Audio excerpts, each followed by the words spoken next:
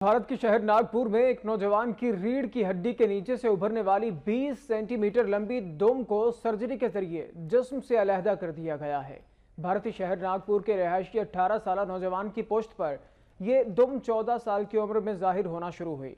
वालिदैन ने शुरू में इस बात को छुपा कर रखा क्योंकि उन्हें डर था कि लोग ये जानने के बाद उनके बच्चे का मजाक उड़ाएंगे, लेकिन ये दुम हद से ज्यादा बढ़ने लगी और इसमें हड्डी बनना शुरू हो गई थी, तो उन्होंने डॉक्टर के पास जाने का फैसला किया।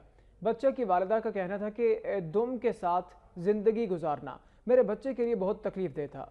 डॉक्टर्स का कहना है कि रहमे मादर के अंदर ही नौजवान की रीढ़ की हड्डी के फैलने के नतीजे में बन गई है, लेकिन जाहिर बड़े होने के बाद हुई है।